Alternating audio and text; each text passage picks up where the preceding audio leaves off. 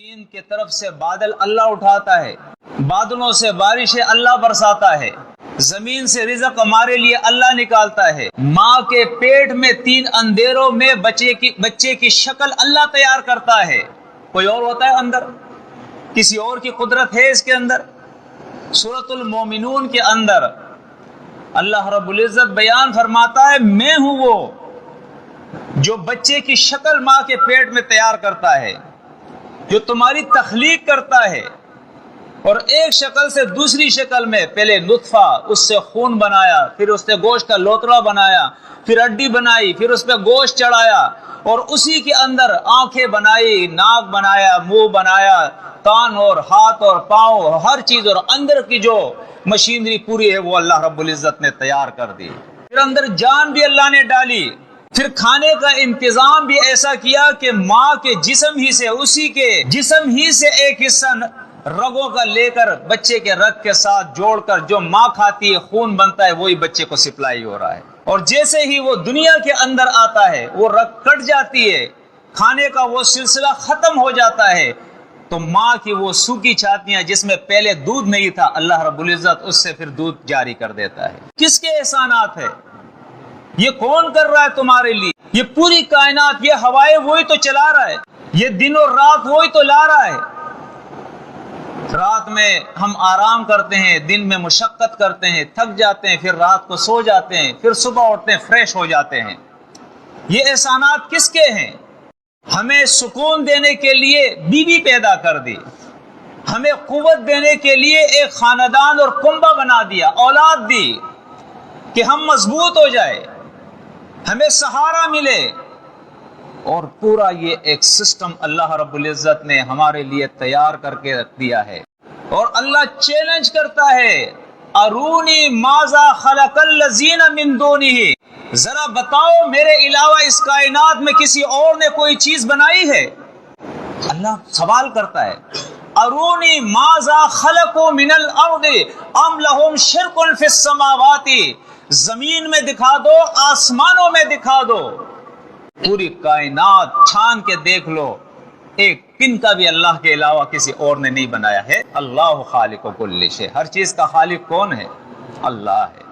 پورا جسم، کتنی قیمتی چیزیں ہیں اس جسم کے اندر، کتنی قیمتی چیزیں ہیں، آنکھ تو چھوڑے، آنکھ کی کتنی قیمت ہے۔ ایک ساتھی بتا رہا تھا کہ ایک شخص تھا، وہ بڑا پیسوں والا تھا، کو یہ بیماری لگ گئی تھی کہ اس کے آنکھ، یہ پلکیں جو ہے، اس کا یہ حصہ، یہ ہم دیکھے جب دیکھتے ہیں کسی چیز کو تو اس دل کے ارادے سے وہ اوپر چلے جاتی ہے، جب ہم چاہتے ہیں اس کو بند کر کے نیچے کر دیتے ہیں، جب سوتے ہیں اس کو نیچے کر دیتے ہیں، لیکن اسے یہ بیماری لگ گئی کہ یہ کنٹرول اور حس اس کا ختم ہو گیا، اور پلکیں اس کے نیچے آ گئی، یہ حصہ نیچے آ گیا۔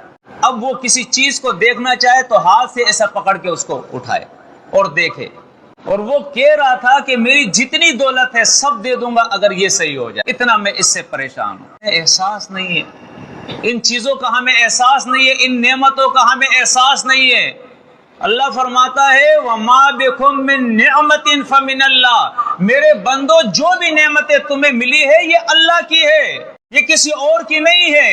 وَإِن تَعُدُّوا نِعْمَةَ اللَّهِ لَا تُحْصُوهَا، اور اتنی نعمتیں کہ اگر تم شمار کرنا چاہو تو شمار بھی نہ کر سکو گے، گنتی بھی نہیں کر سکو گے، اتنی نعمتیں اللہ رب العزت نے دی ہے۔ اب یہ تو ہماری ناشکری ہے کہ اس زمین کے اوپر اس خالق کائنات کو ہم نے چھوڑ کر کسی کو داتا بنایا، کسی کو دستگیر بنایا، کسی کو مشکل کشا بنایا، کسی کو غریب نواز بنایا۔ خالق اللہ ہے، اختیار اس کے پاس ہے، حاجتیں وہ پوری کرتا ہے، اور ایسا پوری کرتا ہے یسألوہ من فی السماوات والارض، صرف زمین نہیں، آسمانوں کے اندر جو مخلوق ہے ان کی حاجتیں بھی وہی پوری کرتا ہے۔ بڑے بڑے نبی، ابراہیم علیہ السلام بوڑھا ہو گیا، گھر میں اولاد نہیں پیدا کر سکتا، اللہ کو پکارتا ہے۔ زکریا علیہ السلام اللہ کو پکار رہا ہے۔ ایوب علیہ السلام بیمار ہے، اللہ کو پکار رہا ہے۔ یونس علیہ السلام مچھلی کے پیٹ میں ہے، اللہ کو پکار رہا ہے۔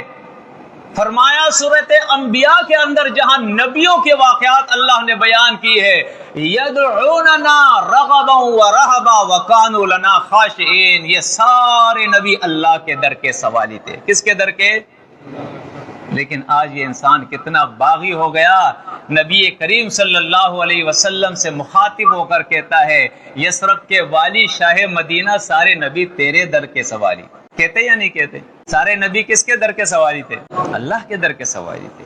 آج یہ انسان اتنا باغی اور طاغی ہو گیا ہے. آج اس کے ہاتھ میں کڑا ہے، الا داغا ہے، انگلیوں میں چھلے ہیں، لوبان کی دنیا اس کے گھر اور مکان اور دکان میں ہو رہے ہیں. یہ اپنے گھر کے اوپر کبھی کالا جھنڈا لگاتا ہے، کبھی کالی ہنڈی لگاتا ہے، کبھی گوبر لگا دیتا ہے، اس پہ عقیدہ بنا دیتا ہے.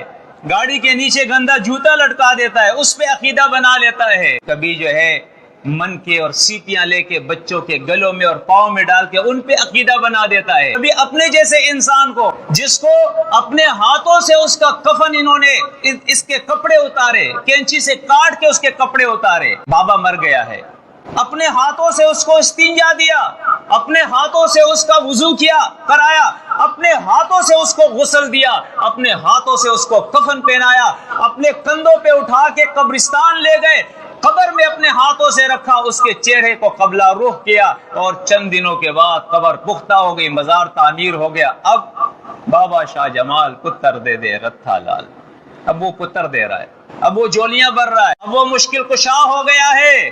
اللہ کے بندو، یہ فساد اس زمین کے اوپر اس انسان نے برپا کیا ہے. اپنے خالق اور مالک کو چھوڑ کر اللہ کی مخلوق کو اس کے ساتھ شریک کیا، اس کے ذات اور صفات کے اندر. نصرانیوں نے کہا یہ عیسیٰ علیہ السلام اللہ کا بیٹا ہے، یہود نے کہا عزیر علیہ السلام اللہ کا بیٹا ہے، مشرکین مکہ نے کہا یہ ملائک جو ہے یہ اللہ کی بیٹیاں ہیں، چہیتیاں ہیں. آج ہماری امت کہتی ہے محمد الرسول اللہ صلی اللہ علیہ وسلم یہ اللہ کے نور کے ٹکڑے ہیں. ہر قوم نے اللہ کے ساتھ کبھی ذات اور کبھی صفات کے اندر اللہ کے ساتھ شرک کیا ہے، کبھی اللہ کو ایک نہیں مانا ہے. اسی بات کو قرآن بیان کرتا ہے. سورہ یوسف کے اندر اللہ فرماتا ہے وَمَا يُؤْمِنُ أَكْثَرُهُمْ بِاللَّهِ إِلَّا وَهُمْ مُشْرِكُونَ. اکثر لوگ اللہ کو مانتے ہیں، ایمان لاتے ہیں، لیکن ایسے حال میں کہ اللہ کے ساتھ دوسروں کو شریک کرتے ہیں، خالص ایمان نہیں لاتے. اور اللہ کو خالص ایمان چاہیے، خالص ایمان چاہیے. یہی وہ دعوت ہے جو تمام انبیاء نے اپنے قوموں کو دی ہے. اور نبی کریم صلی اللہ علیہ وسلم سے مخالفت کی اصل وجہ قرآن نے یہ بتائی ہے. سورہ بنی اسرائیل کے اندر اللہ اپنے نبی سے کہتا ہے میرے نبی اذا ذکرت ربک فی القرآن وحدہ ولوا علی ادبارہم نفورا. جب اے نبی آپ قرآن بیان کرتے ہیں اور قرآن میں مسئلہ توحید بیان کرتے ہیں کہ اللہ ایک ہے، نہ جادو اس کے ساتھ شریک ہے، نہ یہ نظر اس کے ساتھ شریک ہے، نہ دم اس کے ساتھ شریک ہے، نہ دجال اس کے ساتھ شریک ہے، نہ نبی اس کے ساتھ شریک ہے، نہ ولی اس کے ساتھ شریک ہے، نہ کوئی جن اس کے ساتھ شریک ہے، نہ آسمان کے ملائک اس کے ساتھ شریک ہے، نہ تعویذ اور گنڈے اس کے ساتھ شریک ہے، نہ یہ پیر اور مرشد، یہ کلندر، یہ قطب، یہ ابدال اوتاد شریک ہے. وہ یکتا ہے، اکیلا ہے، اس کا کوئی ساجی اور ثانی نہیں، پارٹنر شریک نہیں ہے.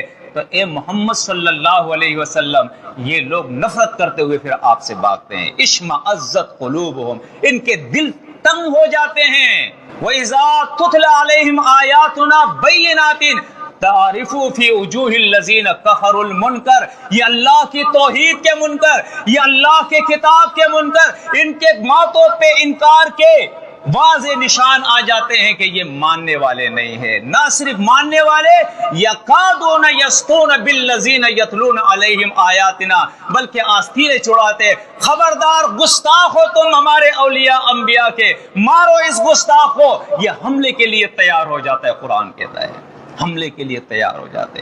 بلال حبشی کا کوئی قصور نہیں تھا کہ تپتی ریت پر اسے لٹا کر اس کے اوپر باری باری پتھر رکھا کرتے تھے کہ کہو یہ لات منات عزا نائلہ حبل، یہ عیسیٰ علیہ السلام، یہ ابراہیم علیہ السلام، یہ جتنے بھی اولیاء انبیاء ہیں، یہ یغوث یعوق سواع اور نصر جو اللہ کے سچے اولیاء ہیں، یہ اللہ کے ساتھ ان کو تم مانتے ہو یا نہیں؟ وہ کہتے تھے احد احد احد.